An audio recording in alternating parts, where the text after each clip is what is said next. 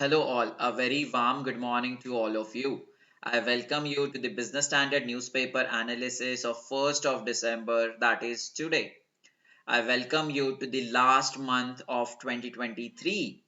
I hope this month should go better for all of us so that we could enjoy 31st with much more enthusiasm.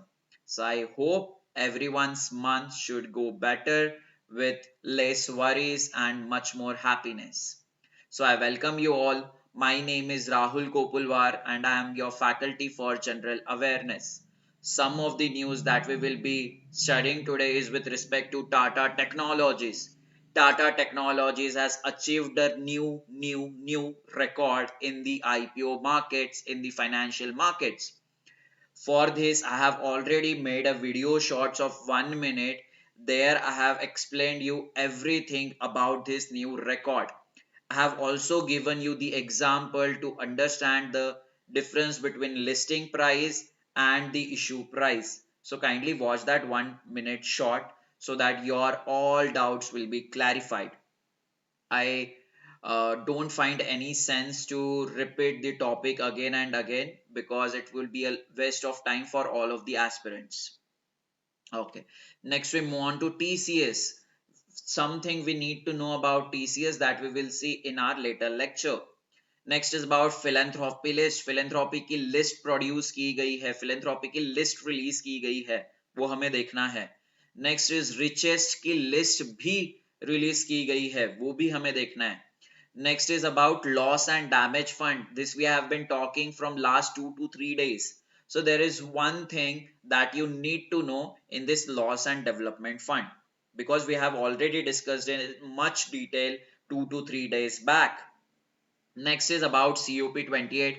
Again, there is only one thing that needs to be remembered from this COP, because again, this we have studied in the last 2 to 3 lectures.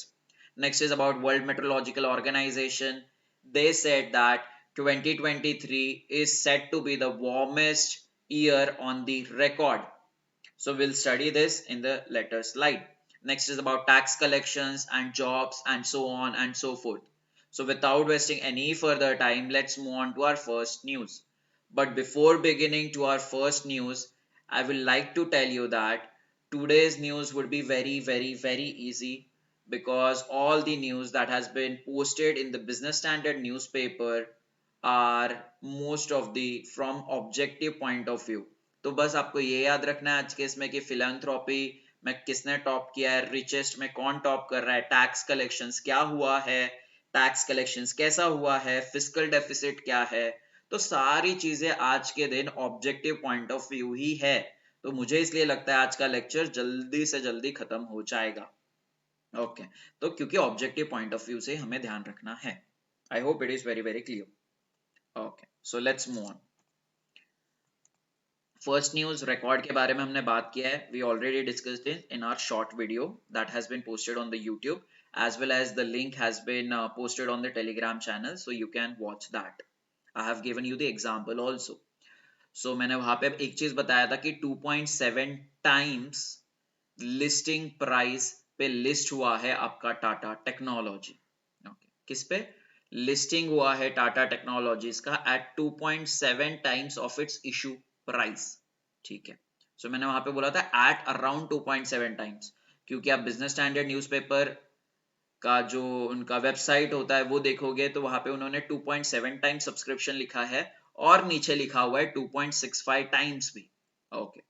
तो अगर आपको सवाल ऐसा आता है 2.6, 2.7, 2.8, 2.9 और 3 times examination में, सो आपका आंसर रहेगा 2.7 टाइम्स. क्योंकि अगर आप 2.65 टाइम्स को अगर आप एक 1 डेसिमल में लेके आना चाहते हो, सो 5 को आप +1 करोगे, so that would become 2.7 times. ठीक है. तो आपका आंसर इस केस में रहेगा 2.7 टाइम्स. बट उन्होंने अगर एग्जैक्ट डेटा पूछा है, 2.65 भी दिया है, 2.7 भी दिया है, तो उस केस में आपका आंसर रहेगा 2.65. Okay. So let's move on to second news. Second news भी जस्ट आपको ये याद रखना है, स्मॉल कैप ने पिछले अगर हम 3 साल की बात कर रहे हैं तो स्मॉल कैप ने सबसे अच्छा परफॉर्म किया है इन नवंबर 2023. स्मॉल कैप क्या है, लार्ज कैप क्या है, मिड कैप क्या है, मैंने बहुत अच्छे से डिटेल में पढ़ाया आपको मेरे पुराने लेक्चर्स में। तो अगर आप रोज रेगुलर हो तो आपको इस चीज का आइडिया होगा, नहीं हो तो प्लीज वो लेक्चर एक बार गो थ्रू कर लेना। Okay, next is about GDP. यार जीडीपी ने तो हमें चौंका ही दिया है। क्यों चौंका दिया है? क्योंकि सितंबर क्वार्टर का जो जीडीपी है वो हमारा आया है 7.6%, बट आरबीआई प्रोजेक्ट कर रहा था कि हमारा जो जीडीपी रहेगा सेकेंड क्वार्टर का वो 6.5% रहेगा। ओके, तो कितना आया हमारा? 7.6% आया है। क्यों आया है यार ये सेकेंड क्वार्टर में? क्योंकि मैन्युफैक्चरिंग सेक्टर और कंस्ट्रक्शन सेक्टर ने अच्छा परफॉर्म किया है, इसलिए आपको ये जीडीपी में इंप्रूव देखने के लिए मिला है। कौन सा एक सेक्टर है जिसने अच्छा परफॉर्म नहीं किया है?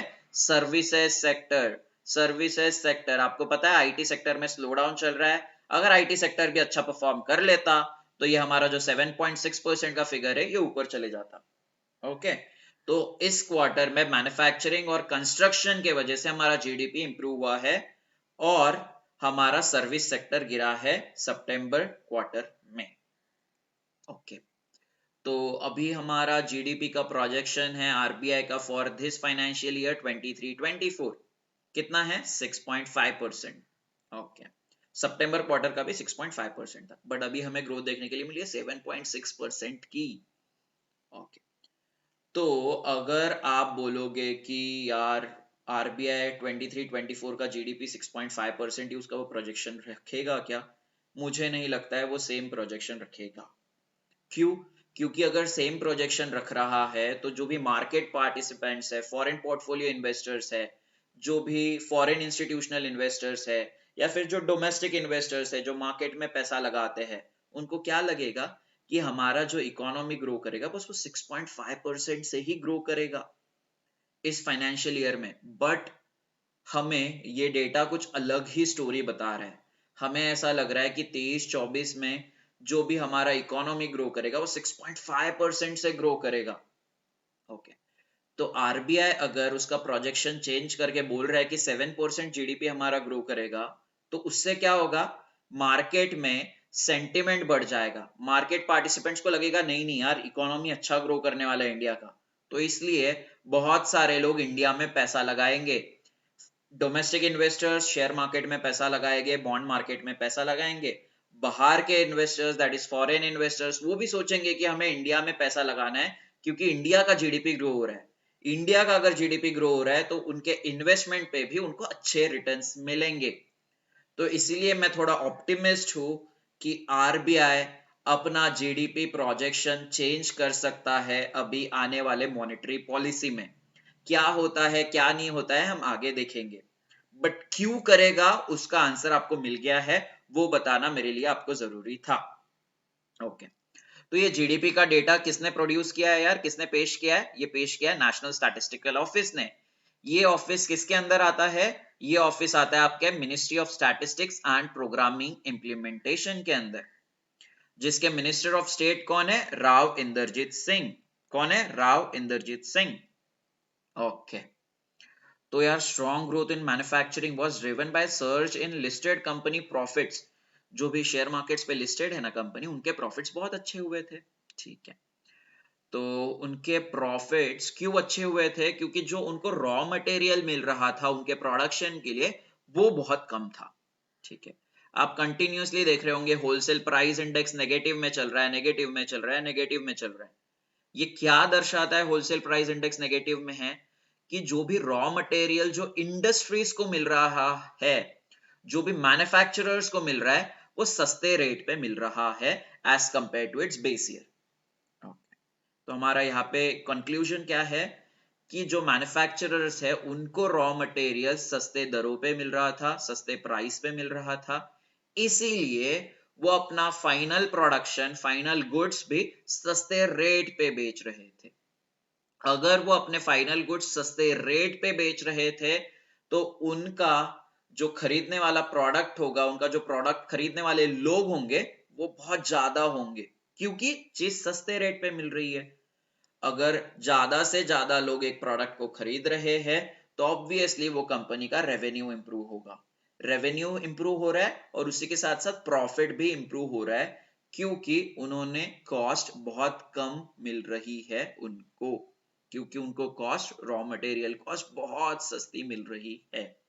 ओके, तो एक ये पहली सिनारियो हो गया, उन्होंने अपना प्राइस कम कर दिया और जिसके वजह से उनका सेल बढ़ गया, ठीक है, वॉल्यूम बढ़ गया सेल का, और जिसके वजह से उनको अच्छा खासा प्रॉफिट हुआ। दूसरा और क्या सीन हो सकता है कि यार उनको रॉ मटेरियल कॉस्ट तो कम मिल रही थी, ठीक है, जिसके वजह से उनकी प्रोडक्शन कॉस्ट तो कम थी, बट उन्होंने सेलिंग प्राइस ऊपर के ऊपर रखी, सेलिंग प्राइस में कुछ कटौती नहीं किया उन्होंने, तो उसके वजह से क्या होगा, उसके वजह से भी उनका जो नेट प्रॉफिट रहेगा वो बहुत अच्छा रहेगा। ओके, कैसे सर? मान के चलो उनको प्रोडक्शन कॉस्ट है उनकी 100 रुपीज, ओके, और वो सेल कर रहे 200 रुपीज पे, तो इस केस में कंपनी का नेट प्रॉफिट कितना हो गया? 100%। Okay, consider as a production cost 100 rupees. Okay, तो उन्होंने सेलिंग प्राइस कर दिया 150 रुपीज, तो उस केस में उनका नेट प्रॉफिट कितना हो गया? 50%। ओके, तो आप देख रहे होंगे, एक तो उनको सेलिंग प्राइस उनको ऊपर रखनी है, सेलिंग प्राइस अगर वो ऊपर रख रहे हैं तो भी उनका प्रॉफिट अच्छा मेंटेन रहेगा, या फिर सेलिंग प्राइस कम भी कर रहे हैं तो उनको ये देखना पड़ेगा कि उनके जो प्रोडक्ट्स है ज्यादा से ज्यादा सेल हो जाए। अगर प्रोडक्ट्स ज्यादा से ज्यादा सेल हो जा रहे हैं तो उनका नेट प्रॉफिट फिर भी इंप्रूव हो जाएगा। आई hope it is very very clear. So let's move forward. Next is about AI. Minister of state for electronic and information technology ने बोला है, यार एआई ऐसा टेक्नोलॉजी है जिसके मदद से जो इंडिया का टारगेट है उसको 1 ट्रिलियन डिजिटल इकोनॉमी का इंडिया का टारगेट है। डिजिटल इकोनॉमी के थ्रू बस इंडिया को 1 ट्रिलियन US डॉलर कमाना है। तो ये मिनिस्टर को लगता है एआई ये चीज पॉसिबल करके दे सकता है। क्यों यार? एआई के वजह से जो भी प्रोडक्टिविटी है बहुत ज्यादा इंक्रीज हो जाती है। जो काम राहुल, एक सपोज राहुल एक सॉफ्टवेयर इंजीनियर है, राहुल को एक कोड लिखने में 5 घंटा लग रहा है, बट एआई वो कोड 1 घंटे में या 10 सेकंड में लिख सकता है, 20 सेकंड में लिख सकता है, ठीक है। तो इसके वजह से क्या हो रहा है, एक सॉफ्टवेयर इंजीनियर अपना काम जल्दी से कर पा रहा है, सॉफ्टवेयर इंजीनियर अपना काम जल्दी से जल्दी कंपनी को डिलीवर कर पा रहा है, कंपनी को अगर जल्दी से जल्दी काम डिलीवर हो गया तो वो जल्दी से जल्दी अपने प्रोडक्ट्स मार्केट्स में सेल कर सकते हैं, अपने क्लाइंट्स को सेल कर सकते हैं, और जिसके वजह से अपना इनकम जल्दी से जल्दी कमा सकते हैं। तो एआई क्या कर रहा है? रैपिड इनकम जनरेट करने का काम कर रहा है। ओके, और ऐसा बोला गया है कि एआई हर एक सेक्टर में डेवलपमेंट लाएगा, हर एक सेक्टर में प्रोडक्टिविटी लाएगा। आपको पता है अभी ड्रोन्स आए हुए हैं, उसमें वो डेवलपमेंट लेके आएगा। हेल्थ केयर में एआई रिलेटेड बहुत ज्यादा डेवलपमेंट हो रहा है। ओके, तो एआई के वजह से हेल्थ केयर डेवलप हो रहा है, एग्रीकल्चर सेक्टर डेवलप हो रहा है, लैंग्वेज ट्रांसलेशन सेक्टर डेवलप हो रहा है, और जिसके वजह से हमारी 1 ट्रिलियन डॉलर की इकोनॉमी जल्दी से जल्दी अचीव हो जाएगी, ऐसा उन्हें लगता है। ओके, लैंग्वेज ट्रांसलेशन के लिए गवर्नमेंट ऑफ इंडिया ने कौन सा पोर्टल निकाला है? That portal name is Bhashini portal. That portal name is Bhashini portal. And this is an AI powered portal. This is an AI powered platform. You should know this. Bhashini के बारे में भी हमने discuss किया है कुछ दिन पहले। ओके, तो यार हमें तो पता है कि एआई ना बहुत ज्यादा डेवलपमेंट लेके आएगा, बट आपको ये भी चीज पता होगी, जिस चीज से बहुत ज्यादा फायदा होता है उस चीज हमें बहुत ज्यादा नुकसान भी प्रोवाइड करती है। ओके, तो हमें पता है एआई फायदा देगा तो उसके नुकसान भी बहुत ज्यादा है। अभी हमने रिसेंटली नुकसान देखा था उसका, क्या देखा था हमने? डीप फेक के बारे में हमने पढ़ा था, डीप फेक के बारे में पढ़ा था। डीप फेक मतलब क्या यार? अगर राहुल का फोटो विराट कोहली के साथ है तो वो फोटो के साथ छेड़छाड़ करके वो फोटो इरफान पठान के साथ लगाया जाएगा। Okay, and this is a bad thing. क्योंकि इस चीज के वजह से राहुल अपने यूट्यूब पे या फिर इंस्टाग्राम पे फॉलोअर्स भी बढ़ा सकता है। अगर राहुल ने अगर माल्या के साथ फोटो लिया है, पर माल्या के फोटो को रिप्लेस करके वो मोदी जी का फोटो दिखा रहा है डीप फेक के मदद से, तो वो क्या कर रहा है? अपनी पॉपुलैरिटी को इंप्रूव कर रहा है, which is a bad sign, which is a bad thing. आप कुछ गलत चीज दिखा रहे हो जनरल पब्लिक को, जो कि एक बहुत बुरी चीज है। ठीक है, तो एआई के ऐसे बहुत ज्यादा नुकसान भी है, तो उसी के लिए एक पॉलिसीज बनाने का काम भी इंडिया में चल रहा है, ताकि एआई कैसे ठीक से ठीक यूज कर सके।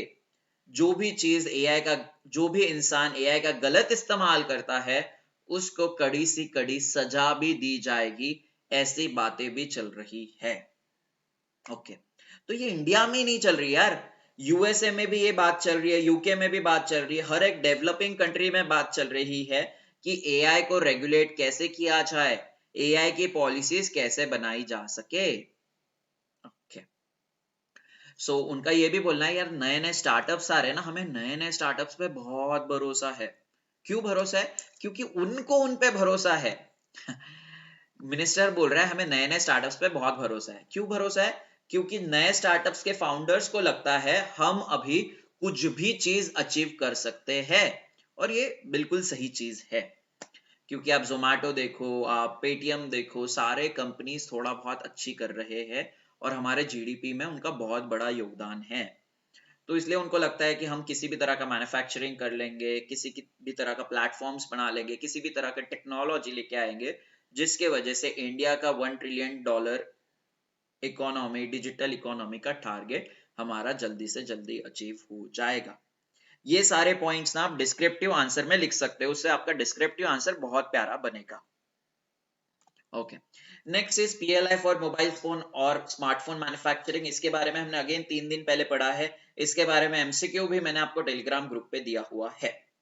यहाँ पे उन्होंने क्या बोला है कि यार ये PLI scheme for smartphone manufacturing है या फिर मोबाइल फोन इंडस्ट्री है, इसके वजह से जॉब्स क्रिएट हुए हैं। कितने जॉब्स क्रिएट हुए? 5 लाख जॉब्स क्रिएट हुए हैं बस ये स्कीम के वजह से। ओके, ये स्कीम के वजह से कैसे क्रिएट हुआ है, we have already discussed it. Okay, incremental job creation, अभी ये टर्म का मीनिंग समझो, ये टर्म का मीनिंग आपको नहीं बताया है। ठीक है, पहले मोबाइल फोन मैन्युफैक्चरिंग सेक्टर्स में जॉब थे 1 लाख, बट ये स्कीम आने के वजह से जॉब्स कितने हो गए अभी? 5 लाख नए एडिशनल जॉब्स क्रिएट हुए। किस वजह से? ये स्कीम के वजह से। This is the meaning of incremental job creation. Particular चीज के वजह से कितने जॉब्स क्रिएट हो रहे हैं, आप उसको इंक्रीमेंटल जॉब क्रिएशन बोलोगे। ओके, अभी हमने कौन सी हमारी ट्रेन लाई यार, नई कौन सी ट्रेन है वो? वंदे भारत एक्सप्रेस। वंदे भारत एक्सप्रेस के वजह से, उसके वजह से हमारे जॉब्स क्रिएट हुए इंडिया में 1 लाख। तो आप क्या बोलोगे कि incremental job creation due to Vande Bharat is 1 lakh. I hope it is very very clear. Okay, और स्टैटिक फैक्ट है यहाँ पे, सबसे बड़ा इलेक्ट्रॉनिक मैन्युफैक्चरिंग कंपनी इंडिया का कौन सा है? That companies name is Dixon. That companies name is Dixon. तो ये जो डिक्सॉन कंपनी है, अलग अलग मोबाइल फोन मैन्युफैक्चरर के लिए, अलग अलग मोबाइल फोन कंपनीज के लिए उनके फोन को असेंबल करके देती है और उनके फोन को मैन्युफैक्चर करके देती है इंडिया में। 90% of the mobile phone companies अपने फोन्स को असेंबल या मैन्युफैक्चर इंडिया में डिक्सॉन से ही करवाती है। Dixon is a very very good company that you should no.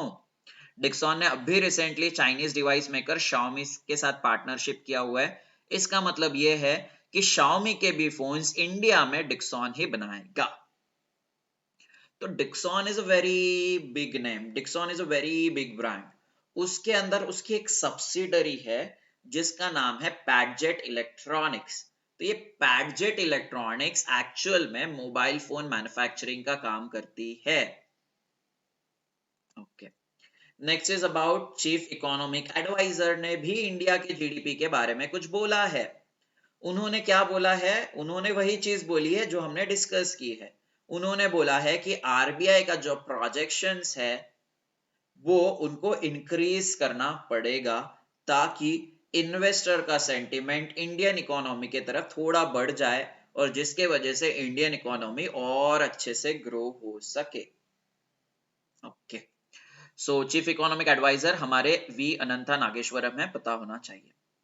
ये लास्ट लाइन एक बार पढ़ लो और 2 मिनट सोचो या 1 मिनट सोचो कि आपको इससे क्या समझ रहा है ये लास्ट लाइन की वजह से।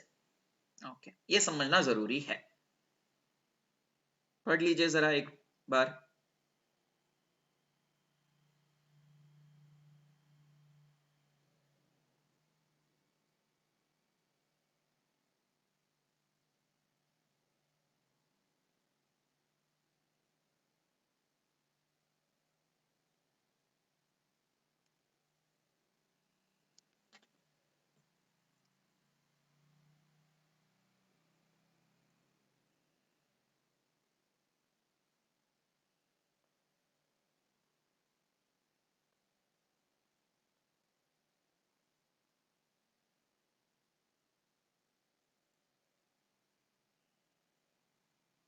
ओके, चलो।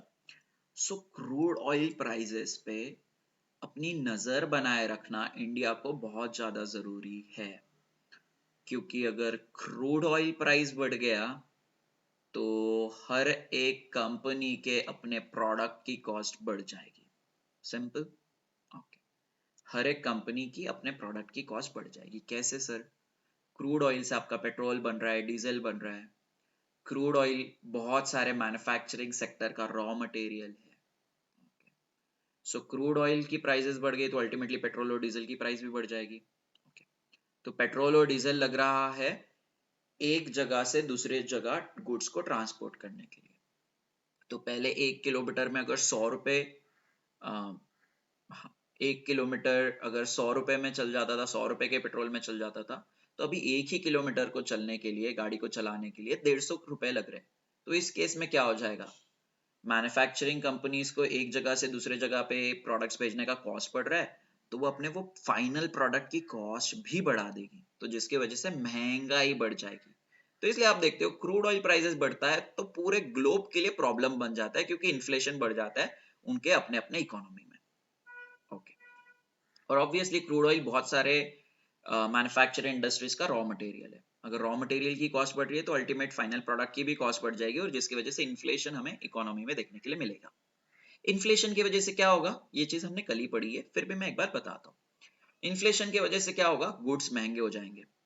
गुड्स महंगे हो जाएंगे मतलब जो कॉमन मैन है उसके लिए अफोर्डेबल होंगे क्या गुड्स? नहीं होंगे। अगर कॉमन मैन के लिए अफोर्डेबल नहीं है गुड्स, तो वो खरीदेगा क्या? नहीं खरीदेगा। मतलब वो स्पेंड करेगा क्या इकोनॉमी में? नहीं करेगा। अगर वो इकोनॉमी में स्पेंड ही नहीं कर रहा है तो इकोनॉमी कैसे बढ़ सकती है? नहीं बढ़ सकती है। इकोनॉमी तभी बढ़ सकती है जब इकोनॉमी में स्पेंडिंग बहुत ज्यादा हो रही है। तो महंगाई के वजह से लोग स्पेंड ही करना नहीं पसंद करेंगे, और जिसके वजह से इंडियन इकोनॉमी भी ग्रो नहीं होगी। ओके, तो इसलिए हम चाहते हैं कि जो भी प्राइजेस हो वो इन रेंज हो, इन्फ्लेशन के लिमिट के अंदर ही हो, ताकि हमारी जीडीपी कंटिन्यूअसली इंप्रूव होती रहे। Next is about geopolitical uncertainties. इसके बारे में भी हमने बात किया है यार, फिर भी एक बार बात कर लेंगे। जियोपॉलिटिकल अनसर्टेनिटीज यार, अ, पूरे ग्लोब में, यूके में रिसेशन चल रहा है, चाइना में रिसेशन चल रहा है, इसराइल पैलेस्टाइन वॉर चल रहा है। तो यार इसराइल पैलेस्टाइन वॉर चल रहा है तो इसराइल के लोग इंडिया से कुछ चीजें खरीदने के लिए पसंद करेंगे क्या? नहीं खरीदेंगे। क्यों? क्योंकि उनको ही नहीं पता है कि उनके कंट्री में क्या होने वाला है। तो ऑब्वियसली वो पैसा सेव करने की कोशिश करेंगे अपने पास। जैसे मान के चलो इसराइल का कोई बंदा है, वो इंडिया से मारुति सुजुकी की कार मंगा रहा था फॉर इज लक्शरी। तो अभी वो मंगाएगा क्या? नहीं मंगाएगा यार। क्यों? क्योंकि उसको पता है कि इसराइल में खराब कंडीशन चल रही है, तो हमें जरूरत की चीजों के लिए हमें हमारे पास पैसा रखना है। तो अगर बाहर वाले लोग हमारे कंट्री से कुछ चीजें खरीदेंगे नहीं तो हम एक्सपोर्ट से पैसा कमा पाएंगे क्या? नहीं कमा पाएंगे। तो इसका इम्पैक्ट भी हमारे जीडीपी पे देखने के लिए मिलेगा। चाइना की इकोनॉमी डाउन है, लोगों के जॉब्स जा रही है, उधर महंगाई बहुत ज्यादा बढ़ गई है। तो बताओ, अगर उधर महंगाई बहुत ज्यादा बढ़ गई है, चाइना की इकोनॉमी में जॉब्स जा रही है, तो लोग इतना ज्यादा स्पेंड करने के लिए देखेंगे क्या? ऑब्वियसली नहीं देखेंगे। तो अगर स्पेंड ही नहीं करना है तो इंडिया के गुड्स को इंपोर्ट करने की कोशिश करेंगे क्या वहां के इंपोर्टर्स? ऑब्वियसली नहीं करेंगे। क्यों? क्योंकि उनको पता है कि चाइना में डिमांड ही नहीं रहेगा। अगर चाइना में डिमांड नहीं रहेगा तो इंडियन गुड्स बाहर एक्सपोर्ट होंगे क्या? नहीं होंगे। और जिसकी वजह से क्या होगा, इंडिया का एक्सपोर्ट इनकम भी हैम्पर होगा। मॉनिटरी टाइटनिंग को भी अच्छे से ध्यान रखना पड़ेगा। मॉनिटरी टाइटनिंग मतलब क्या यार? Reduction in the money supply by the reserve bank of India. Okay, reduction in money supply कैसे किया जाएगा? रेपो रेट को वो बढ़ा देंगे। रेपो रेट को बढ़ा देंगे तो क्या हो जाएगा? जो लोन पे जो इंटरेस्ट रेट दिया जा रहा है वो भी बढ़ जाएगा। ओके, लोन पे इंटरेस्ट दिए जाने वाला चीज बढ़ जा रहा है। तो एग्जिस्टिंग कोई लोन है, पहले अगर वो ईएमआई में 1,000 रुपए पे करता था, क्योंकि रेपो रेट बढ़ गया है उसके हिसाब से लोन रेट भी बढ़ गया है, तो उसको पैसा देना पड़ रहा है 2,000 रुपए। तो उसके जेब में अभी कम पैसा रहेगा, क्योंकि पहले 1,000 रुपए देता था, अभी वो 2,000 रुपए देना पड़ रहा है टू दी बैंक्स। तो अभी उसके पास स्पेंड करने के लिए इकोनॉमी में कम पैसा है। अगर उसके पास इकोनॉमी में स्पेंड करने के लिए कम पैसा है तो वो कम स्पेंड करेगा इकोनॉमी में, और जिसके वजह से हमारा जीडीपी इम्पैक्ट होगा। ओके, तो ऐसी चीजें चलती है, आपको याद रखना है। और नए लोन्स पे भी तो लोन रेट बढ़ जाएगा ना। लोन पे अगर पर्सनल लोन पे पहले 12% के हिसाब से इंटरेस्ट रेट दिया जाता था, अभी पर्सनल लोन पे इंटरेस्ट रेट दिया जा रहा है 16%। तो जो भी नया बोरोवर है उसको लोन की बहुत जरूरत है, वो तो लेगा ही लेगा पर्सनल लोन यार। तो पहले उसको 12% के हिसाब से 1,200 रुपए देने पड़ रहे थे, अभी 16% के हिसाब से उसको 1,600 रुपए देने पड़ रहे हैं। तो उसके जेब में अगेन कम पैसा रहेगा स्पेंडिंग के लिए। अगर स्पेंडिंग के लिए कम पैसा है तो उस केस में जीडीपी कैसे इंप्रूव होगी हमारी? नहीं हो सकती है।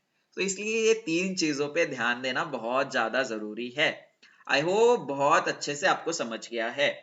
इसीलिए मैं जस्ट आपको ये बोलना चाहता हूँ, आप हर एक लेक्चर देखिए, क्योंकि ये चीज बार बार अगर मैं डिस्कस करूंगा तो उसका कुछ पॉइंट नहीं है।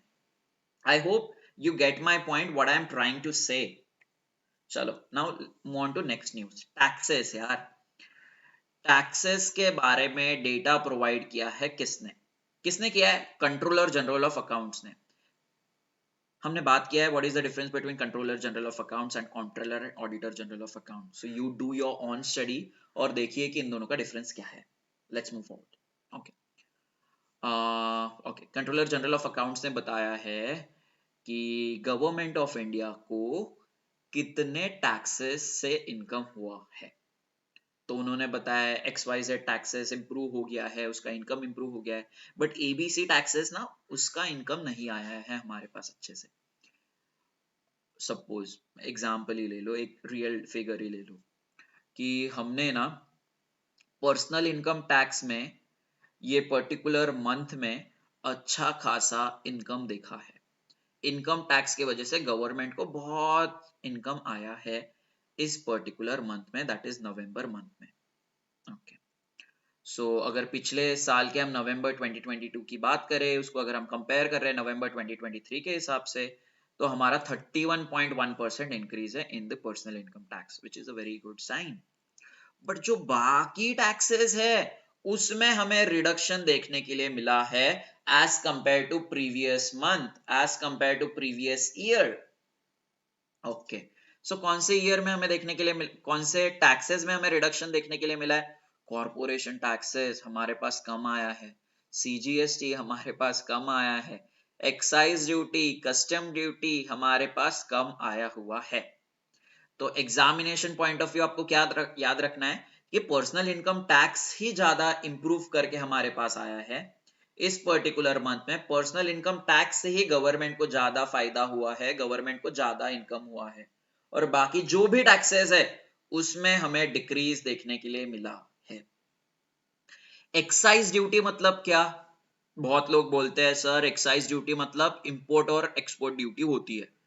अगर रिलायंस अगर गुड्स को एक्सपोर्ट करता है, अगर रिलायंस गुड्स को इंपोर्ट करता है, तो उस पर एक्साइज ड्यूटी लगाई जाती है। बट ऐसा नहीं होता है भाई, ऐसा नहीं होता है भाई। ये क्या होता है? एक्साइज ड्यूटी क्या होता है? एक्साइज ड्यूटी होता है कि रिलायंस ने जो भी गुड्स इंडिया में मैन्युफैक्चर किए हैं, तो उस पे लगने वाले टैक्स को हम एक्साइज ड्यूटी बोलते हैं। तो प्रोडक्शन पे लगने वाला टैक्स आप उसको एक्साइज ड्यूटी बोलते हो। तो रिलायंस ने जो भी गुड्स इंडिया में प्रोड्यूस किए उस पे लगने वाला टैक्स को आप एक्साइज ड्यूटी बोलते हो। कस्टम ड्यूटी, इंपोर्ट ड्यूटी और एक्सपोर्ट ड्यूटी। अगर रिलायंस कुछ चीज को इंपोर्ट कर रहा है, सपोज वो क्रूड ऑयल इंपोर्ट कर रहा है, तो क्रूड ऑयल पे इंपोर्ट ड्यूटी लगाई जाएगी। रिलायंस अगर पेट्रोल एक्सपोर्ट कर रहा है तो वो एक्सपोर्ट पे एक्सपोर्ट ड्यूटी लगाई जाएगी। ठीक है, सो इंपोर्ट ड्यूटी और एक्सपोर्ट ड्यूटी ही आप उसको कस्टम ड्यूटी बोलते हो। कस्टम ड्यूटी मतलब import duty as well as export duty. I hope it is very very very clear. बाकी ये सारा डेटा आप, मुझे नहीं लगता है कि आप याद रख पाओगे। अगर अभी याद नहीं रख सकते हो, आई मीन एग्जाम के टाइम पे अगर इसको याद नहीं रख सकते हो, तो ये डेटा अभी रट्टा मारने की क्या जरूरत है ना, डायरेक्टली छोड़ दो। ठीक है, तो हमें क्या याद रखना है, आपको समझ गया है कि पर्सनल इनकम टैक्स इंप्रूव हुआ है, बट बाकी के सारे टैक्सेस डिक्रीज हुए हैं। ये डेटा किसने पब्लिश किया है? कंट्रोलर जनरल ऑफ अकाउंट्स ने। एक्साइज ड्यूटी और कस्टम ड्यूटी क्या होता है पता चल गया। ओके, हमारे 23-24 का टारगेट क्या है यार फिस्कल डेफिसिट का? ये चीज 2023-24 के बजट में बोली थी। क्या टारगेट है? फिस्कल डेफिसिट होना चाहिए हमारा 5.9% ऑफ जीडीपी। मतलब क्या? अगर आपका इंडिया का जीडीपी 23-24 में रहेगा 100 crore rupees, okay, 100 crore rupees आपका इंडिया का जीडीपी रहेगा इन द ईयर 23-24।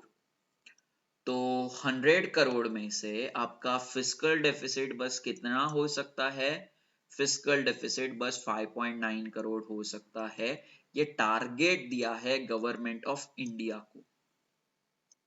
ओके, क्योंकि ज्यादा एक्सपेंस करना भी अच्छी चीज नहीं है, आपको ये चीज पता होगा। Next is loss and damage fund. Again बार बार वही चीज है। लॉस एंड डैमेज फंड से क्या होने वाला है वो चीज आपको पता है। सीओपी 28 कहाँ पे हो रहा है वो आपको पता है। लॉस एंड डैमेज फंड को कौन इनिशियल स्टेज पे मैनेज करने वाला है वो भी आपको पता है। कौन से countries loss and damage fund में अपना पैसा डालने वाले वो भी आपको पता है। सो ऐसे डेवलप्ड कंट्रीज जिन्होंने बहुत ग्रीन हाउस गैस एमिट किए हुए हैं अब तक, उनको ये लॉस एंड डैमेज फंड में पैसा डालने की जरूरत है। तो इस फंड से पैसा वर्ल्ड बैंक निकालेगी और डेवलपिंग कंट्रीज को दे देगी, ताकि वो अपने ग्रीन हाउस गैसेस को कम कर सके with the help of new initiatives in the renewable energy. I hope it is very clear. अभी मैंने ये चीज यहाँ पे क्यों मेंशन की, क्योंकि मुझे एक ही चीज यहाँ पे बतानी थी आपको। क्या बतानी थी? कि ये जो लॉस एंड डैमेज फंड है ना, सीओपी 27 में क्रिएट हुआ था। बट क्रिएट हुआ था, उसमें पैसा डाला भी होगा कंट्रीज ने, बट अभी तक वो फंड के मदद से कोई भी डेवलपिंग कंट्रीज को पैसा नहीं दिया गया है। आपको यहाँ पे ये याद रखना है कि ये सीओपी 27 फंड क्रिएट हुआ था, सीओपी फंड क्रिएट हुआ था सीओपी 27 में। ओके, ये loss and damage fund create हुआ था सीओपी 27 में। सीओपी 27 कहाँ पे हुआ था? इजिप्ट में हुआ था पिछले साल। ओके, बट इसका ऑपरेशनल सीओपी 28 से चालू होने वाला है, ये चीज आपको पता होनी चाहिए। इस चीज को अभी अप्रूवल दिया गया है by all the member countries. कितने मेंबर कंट्रीज ने अप्रूवल दिया है? 190 मेंबर कंट्रीज ने अप्रूवल दिया है for this particular fund. So you should remember this. COP 27 में फंड बना था, सीओपी 28 में ये फंड ऑपरेशनल हो जाएगा। आई hope it is very very very clear. Let's move forward. Article 6, इसके बारे में मैंने आपको टेलीग्राम ग्रुप पे बताया था कि आर्टिकल 6 का क्या इंपॉर्टेंस है। तो ऐसे ही कुछ सवाल आपके ईएसआई पेपर को टफ बनाते हैं। आपको ये आर्टिकल 7 कब तक याद रहेगा? जब तक भी रहेगा मुझे नहीं पता, बट याद रखना पड़ेगा। ओके, सो आर्टिकल 6 में क्या बोला है? ये जो पिछले साल का एग्रीमेंट साइन हुआ था सीओपी 27 में, वहां पे आर्टिकल 6 वो एग्रीमेंट का था। वो एग्रीमेंट में आर्टिकल 6 लिखा हुआ था। वो आर्टिकल 6 में ये लिखा हुआ है कि सारे कंट्रीज को आपस में मिलना चाहिए और ग्रीन हाउस गैस एमिशंस को रिड्यूस करने के लिए मेहनत करनी चाहिए। सारे कंट्रीज को आपस में मिलना चाहिए और ग्रीन हाउस गैसेस का एमिशंस को रिड्यूस करने के लिए आपस में काम करना चाहिए। ये चीज आर्टिकल 6 में लिखी हुई है। ओके, एनडीसी का कोई तो एग्जामिनेशन में फुल फॉर्म आया था। एनडीसी का पहले फुल फॉर्म देख लो, नेशनली डिटरमाइंड कॉन्ट्रीब्यूशंस। ये नेशनली डिटरमाइंड कॉन्ट्रीब्यूशंस में लिखा हुआ है कि कंट्रीज को कैसे कैसे इनिशिएटिव्स लेने चाहिए या फिर क्या क्या इनिशिएटिव्स लेने चाहिए जिसके मदद से वो क्लाइमेट चेंज को रिड्यूस कर सकते हैं, जिसके वजह से वो ग्रीन हाउस गैस एमिशंस को रिड्यूस कर सकते हैं। तो यही चीज सीओपी 26 आर्टिकल 6 में बोली गई है ऑफ सीओपी 27। सीओपी 26 का हुआ था, we already know it. COP 26 हुआ था ग्लासगो स्कॉटलैंड में। ओके, तो ये जो सीओपी में जो चीज प्रधानमंत्री नरेंद्र मोदी जी ने बोली थी अबाउट द लाइफ मूवमेंट पे ईएसआई के फेज 2 2023 में सवाल पूछा गया था। सो आई होप ये आर्टिकल 6 भी बहुत इंपॉर्टेंट है, तो ऐसी चीजें आपको याद रखनी पड़ेगी। वर्ल्ड मेट्रोलॉजिकल ऑर्गेनाइजेशन बोल रहा है यार 2023 ना वार्मेस्ट ईयर रहेगा ऑन द रिकॉर्ड। पिछला वार्मेस्ट ईयर कौन सा था? 2020। उसके पहले का वार्मेस्ट ईयर कौन सा था? 2016। ओके, तो जब से भी वर्ल्ड मेट्रोलॉजिकल ऑर्गेनाइजेशन बना है, जब से भी वर्ल्ड मेट्रोलॉजिकल ऑर्गेनाइजेशन ने ये टेम्परेचर को ऑब्जर्व करना शुरू किया है ऑल ओवर द ग्लोब, उनको लगा है 174 ईयर से वो ऑब्जर्व करते आ रहे हैं टेम्परेचर ऑफ द ग्लोब। तब से लेके अब तक उनको लग रहा है कि 2023 वार्मेस्ट ईयर रहेगा on the record. So important है, पढ़ना पड़ेगा। वर्ल्ड मेट्रोलॉजिकल ऑर्गेनाइजेशन ये एक बॉडी है यार, यूनाइटेड नेशन की। अभी ऐसा सवाल पूछा गया था, यूनाइटेड नेशन के अंदर पहले तो आपको पता होगा बहुत सारे बॉडीज है। World Trade Organization is a part of UN. World Meteorological Organization is a part of UN. ठीक है, UNICEF is a part of UN. United Nations General Assembly is a part of UN. तो IIDA के phase 2 में या phase 2 में जीए में ये सवाल पूछा था। No, that was IIDA's phase 1। Yes, IIDA के फेज 1 में ये सवाल पूछा था कि which of the following is among the entity of United Nation। तो देखो आप क्या क्या चीजें याद करोगे। 27-28 एंटिटीज होगी यूनाइटेड नेशन की, आप कौन सी चीजें याद रखोगे? तो जस्ट कुछ नहीं करना है, ऐसे सवाल को ना डायरेक्टली स्किप करना होता है, या फिर आपने जो भी अभी तक नॉलेज गेन किया हुआ है उसके हिसाब से आपको गेस लेना पड़ता है। ठीक है, तो ये चीज याद रखिए, ऐसे सवाल भी आते हैं। वर्ल्ड मेट्रोलॉजिकल ऑर्गेनाइजेशन कब बना था? 1950 में बना था। कितने मेंबर नेशन है? 193 मेंबर नेशन है। सेक्रेटरी जनरल कौन है? पेटेरी टलास है। ये पेटेरी टलास कहां से बिलोंग करती है वो भी पता होना चाहिए, क्योंकि आरबीआई ग्रेड बी 2021 में ऐसे सवाल आया था कि एक ऑर्गेनाइजेशन थे, उनके सेक्रेटरी जनरल का नाम दिया था और वहां पे ये पूछ लिया था कि ये सेक्रेटरी जनरल कौन से कंट्री से बिलोंग करते हैं। तो Petteri Taalas is from Finland, you should know about it. Headquarters world meteorological organization, Geneva, Switzerland. Next is most expensive city की लिस्ट आई है, जो किसने दी है? हमेशा इकोनॉमिस्ट इंटेलिजेंस यूनिट ही देता है। उन्होंने बताया है कि सबसे महंगी सिटी 2023 में 2 रहेगी। कौन कौन सी? सिंगापुर सिटी और ज्यूरिश। इन्होंने रिप्लेस किया न्यूयॉर्क को। पिछले साल न्यूयॉर्क थी, इस साल कौन सी है? सिंगापुर सिटी और ज्यूरिश। ये इकोनॉमिस्ट इंटेलिजेंस यूनिट ने बताया है। इकोनॉमिस्ट इंटेलिजेंस यूनिट के स्टैटिक फैक्ट के बारे में आप मुझे कमेंट सेक्शन में बताओगे। Next is rupees closes at new low of 83.39 पर डॉलर। ये चीजें हमने 7 से 8 दिन पहले डिस्कस किया हुआ है कि आईएनआर क्यों डेप्रिशिएट हुआ है, आईएनआर उसके लो पे क्यों पहुंच गया था। ये चीज तो हमने डिस्कस भी किया है और इसके बारे में मैंने बहुत एक अच्छा ब्लॉग लिखा था। वो ब्लॉग आप मेरे टेलीग्राम चैनल में भी पढ़ सकते हो। बहुत अच्छे से चीजें आपको वहां पे समझ में आएगी और साथ साथ आप लेक्चर भी देख सकते हो। तो ये चीज है ना, बार बार डिस्कस करना कोई पॉइंट नहीं बनता है। क्यों? क्योंकि 7-8 दिन के बाद रुपी फिर से डिप्रिशिएट हो जाएगा। ठीक है, तो फिर से पढ़ेंगे क्या हम? ऑब्वियसली नहीं पढ़ेंगे, इतना टाइम थोड़ी ना हमारे पास। ठीक है, तो एक बार पढ़ लिया, एक बार कंसेप्ट समझ लिया, बहुत है। वही कंसेप्ट बार बार यूज होते रहता है। तो ये चीज और अगर 15 दिन के बाद आ रही है कि रुपीज डेप्रिशिएट हुआ है, तो उसके बारे में मैं कवर कर लूंगा। तो मैं हर एक चीज 15 दिनों के बाद या 16 दिनों के बाद रिपीट करते जाऊंगा। रोज रोज वही चीज बात करके कुछ मतलब नहीं है। Okay, so let's move forward. Next is Tata group. Tata group सब जगह चल रहा है, तो एक चीज पता होना चाहिए, टाटा ग्रुप के ये कंपनीज है, टॉप 10 कंपनीज है जो मार्केट पे लिस्टेड है। तो ऐसा सवाल आ सकता है कि which of the following is not a Tata group company. So TCS आपको सबको पता होगा, Titan is also a part of Tata group.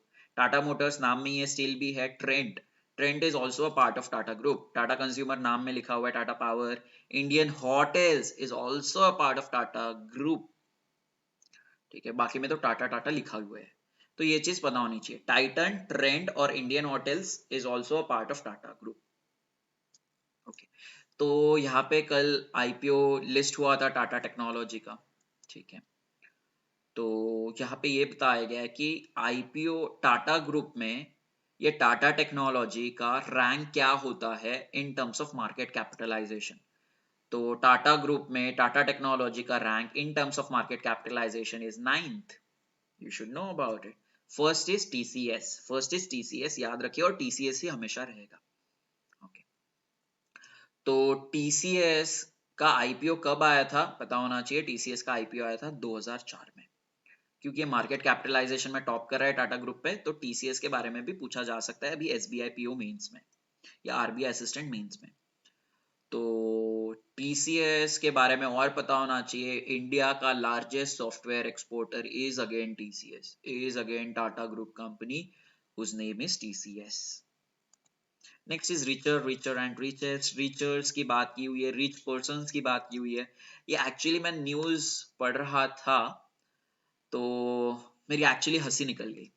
क्यों निकल गई मैं बताता हूँ, उन्होंने क्या क्या डेटा मेंशन किया हुआ है। ओके, सो सबसे बड़ा रिचेस्ट, अगर हम सेल्फ मेड एंटरप्रेन्योर की बात करें तो वहां पे नाम आएगा राधा कृष्ण दमानी का। okay. मुकेश अंबानी का क्यों नहीं आ रहा है? क्योंकि वो सेल्फ मेड एंटरप्रेन्योर नहीं है, उनके पापा ने उनकी कंपनी स्टार्ट करके दी थी। तो यहाँ पे हम सेल्फ मेड एंटरप्रेन्योर की बात कर रहे हैं, उन्होंने राधा कृष्ण दमानी है। राधा कृष्ण कौन है यार? ये फाउंडर है आपके डी मार्ट के। क्या है? फाउंडर है डी मार्ट के। तो डी मार्ट कौन से नाम से शेयर मार्केट पे लिस्टेड है? That name is also, you need to know, that name is avenue super marts. Avenue super marts. ये लिस्ट किसने रिलीज की हुई है? ये लिस्ट रिलीज की हुई है आईडीएफसी फर्स्ट बैंक और ह्यूरुन ने। तो ये कंपनी, ये लिस्ट में कौन से कंपनीज का नाम मेंशन है? ऐसे कंपनीज का नाम मेंशन है जो 2000 के बाद फाउंड हुए हैं। ओके, इसमें 1/3 of entrepreneurs are on the list are under 40 years of age and with the eldest being 80। Okay, 20 women है ये कैटेगरी में। ये 200 सेल्फ मेड एंटरप्रेन्योर के कैटेगरी में 20 वुमेन्स लिस्ट कर रही है, और जिसमें सबसे टॉप किया है फाल्गुनी नायर ने। Falguni Nayar is the founder of Nykaa. Okay, और सबसे यंगेस्ट वुमेन कौन है in this women entrepreneurs? That is Saumya Singh Rathore and she is the founder of WinZO. अगर हम मेन और विमेन की बात कर रहे हैं, दैट इज ओवरऑल बात करें, तो सबसे यंगेस्ट एंटरप्रेन्योर कौन है self made entrepreneur? That is Kaivalya Vohra, who is the founder of Zepto. उनके बाद आते हैं Shashwat Nakrani and is the founder of BharatPe. More than 56% of the founders in the list are engineering graduates, 10 are chartered accountants and 7 are doctors। इनमें से 200 companies में से 1/4 companies ही ऐसी है जो स्टॉक मार्केट पे लिस्टेड है। 1/4 कंपनीज, दैट इज कितना होता है, I am very bad at mathematics, so 50 companies listed है स्टॉक एक्सचेंज पे। ओके, सो ये डेटा देख के मैं थोड़ा चौंक गया कि उन्होंने ये क्या डेटा पेश किया है कि जो भी फाउंडर्स है ना उनकी सन साइन बताया है। सो कौन से सन साइन वाले फाउंडर सबसे ज्यादा रिचेस्ट है इन दिस लिस्ट? तो कौन से सन साइन वाले फाउंडर्स है? That is Virgo, the highest, and then after Cancer. ठीक है, देखो ऐसी चीजें पूछी जाती है, ऐसी चीजें लिखी गई है। तो ये सवाल आ भी सकता है यार, क्योंकि आरबीआई अभी आजकल इस साल का अगर पेपर देखोगे बहुत अनप्रेडिक्टेबल था जीए का, पिछले साल का भी बहुत अनप्रेडिक्टेबल था। तो वो किसी भी रिपोर्ट को लेके पूछ रहे हैं। तो अगर आपने एक बार भी ये चीज पढ़ ली है तो आपके दिमाग में तो रह जाएगी। ठीक है, तो इसलिए ऐसे न्यूज भी आपको कवर करने हैं। ओके, नेक्स्ट इज कंटिन्यूएशन देख लेना कि कौन टॉप पे है। राधा कृष्ण दमानी, उसके बाद बिनी बंसल, सचिन बंसल, दीपेंद्र गोयल, वो फाउंडर है जोमेटो का। ये एक बार सारी चीजें आप देख लेना। Next is about philanthropy list. Philanthropy यार ऐसे लोग जो डोनेट करते हैं, सोशल कॉज के लिए डोनेट करते हैं, इनको हम फिलेंथ्रोपिस्ट बोलते हैं। अगर राहुल डोनेट कर रहा है for an NGO, he is called as philanthropist. Okay, तो फिलेंथ्रोपिस्ट के लिस्ट में किसने टॉप किया है इंडिया से? इंडिया से टॉप किया नंदन निलेकनी जी से, जो कि इन्फोसिस के को फाउंडर है। उनके बाद आते हैं डीएलएफ ग्रुप के चेयरमैन जिनका नाम है केपी सिंह, और उसके बाद द जिएंट को फाउंडर ऑफ जीरोदा जिनका नाम है निखिल कामत। ओके, तो ये फोर्ब्स लिस्ट आई है 17th एडिशन की, उनके बारे में ये लिस्ट में फिलेंथ्रोपी के बारे में बोला गया है। ओके, तो 3 बिजनेसमैन का नाम याद रखना है who is into the philanthropy list. Okay, so आपके लिए कुछ होमवर्क है, मुझे आपको ये बताना है, आपको मुझे ये बताना है कि आरबीआई के कितने होली ओन्ड सब्सिडरीज है और उनका नाम भी बताना है। कौन से एंटिटीज ने मिलके, कौन से ऑर्गेनाइजेशन ने मिलके national centre for financial education start किया था, वो आपको मुझे बताना है। नेक्स्ट क्वेश्चन इज कितने एसोसिएट कंपनीज है आरबीआई के, वो भी आपको मुझे बताना है और उसका नाम भी बताना है। डिफरेंस क्या है होली ओन्ड सब्सिडरी और एसोसिएट कंपनी में, ये डिफरेंस मैं आपको कल बता दूंगा, बट आपको पहले ये मुझे होमवर्क करके बताना है। नॉट फॉर प्रॉफिट कंपनीज कौन से सेक्शन के अंदर रजिस्टर्ड होती है कंपनीज एक्ट ऑफ 1956 और कंपनीज एक्ट ऑफ 2013 के अंदर, ये चीज भी आपको मुझे बताना है। I hope the lecture is very, very clear. Everything that I taught you today is very, very clear. If you like my lecture, if you like the content, if you like my delivery, if you got to understand everything that I taught today, kindly do let me know in the comments section. Your comments are much more valuable to me because I have recently started this initiative on the eve of Lakshmi Pujan. अगर आपको अच्छा लगा है तो please मुझे बताते रहिए।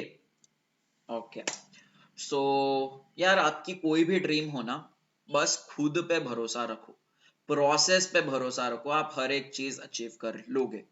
जब आपको खुद पे ही भरोसा नहीं रहेगा तो मान के चलना कि आपका जो भी ड्रीम जॉब है वो अचीव नहीं हो सकता है। तो खुद पे भरोसा रखना बहुत ज्यादा जरूरी है। ठीक है, तो this is the end of our today's session. If you like it, do let me know in the comment section. And thank you so much for your time. Thank you so much for your participation in the Telegram group also, where I'm posting everyday 5 MCQs. So thank you so much. And we will meet today at the same time in the tomorrow's lecture. Thank you.